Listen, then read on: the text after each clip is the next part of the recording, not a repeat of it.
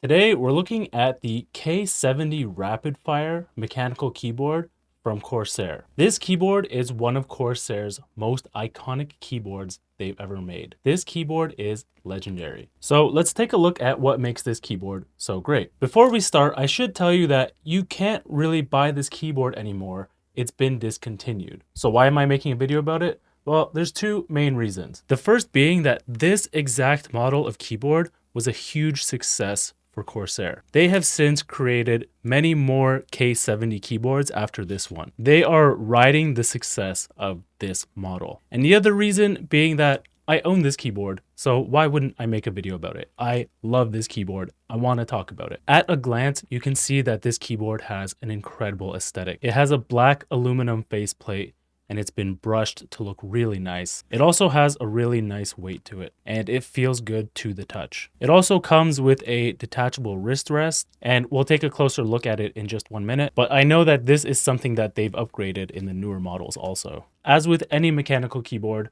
one of the most important things you look for is the keys. How do they look? How do they feel? How do they sound? And this keyboard uses Cherry MX switches, and it has a very specific, smooth, going down and going up motion. There's no click or bump to the key press. It's just a smooth down and up, no noise at all. And if you want, every single key is removable very easily. It does come with a key puller to make it easier to remove the keys, but they're very easily removed just by pulling them off with your fingers. And that makes it easy to customize this keyboard if that's what you want. They give you keys that you can swap out that are textured, and these cover the keys where you would put your hand to rest when you're playing a game, like your WASD keys. But they also give you the Q and the E, and they give you a whole bunch of them for you to experiment. On mine, I only did the WASD keys. Now, this might sound a little bit ridiculous, but having the textured keys actually did help me play a little bit better. It didn't turn me into a pro gamer overnight, but it made a little bit of a difference. Also, being able to remove all of the keys makes it so easy to clean this keyboard. Before making this video, I did clean this keyboard. I removed all 104 keys, and to take all the keys off, clean the keyboard, and put all the keys back on,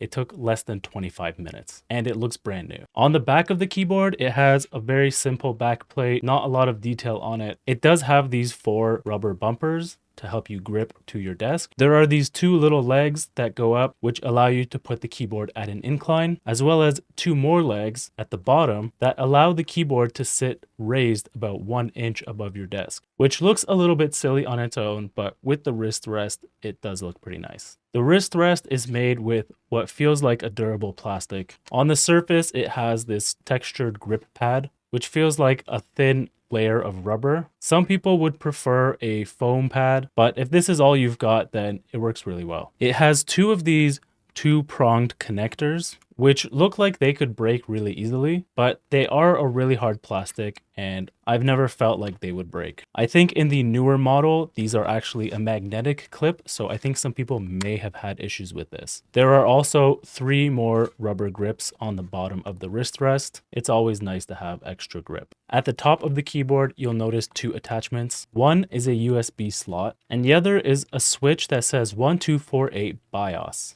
Now, this BIOS switch is pretty useless until it isn't. Essentially, it just puts the keyboard into different compatibility modes when you are in your computer's BIOS.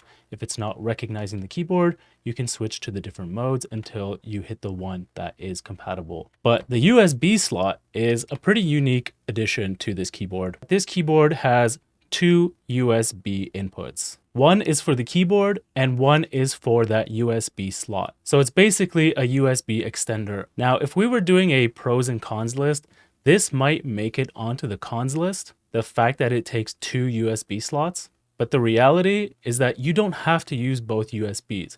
You only use the second USB if you want to use the USB extender.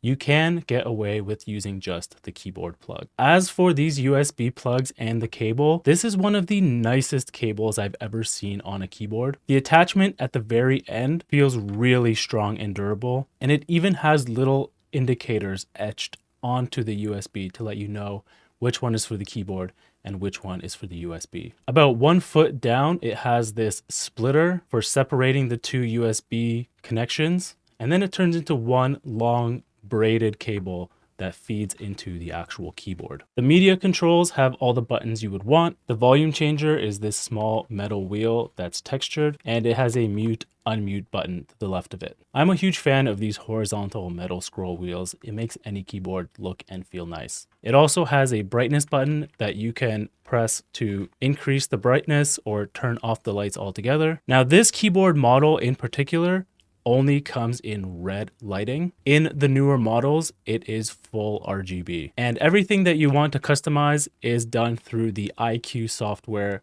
by Corsair. And that does everything that you would expect from keyboard software, like lighting settings, macros, and storing different profiles. So that was the Corsair K70 Rapidfire, one of the most iconic keyboards ever made. If you liked this video, remember to press the thumbs up and the subscribe button as well, and I will see you in another one.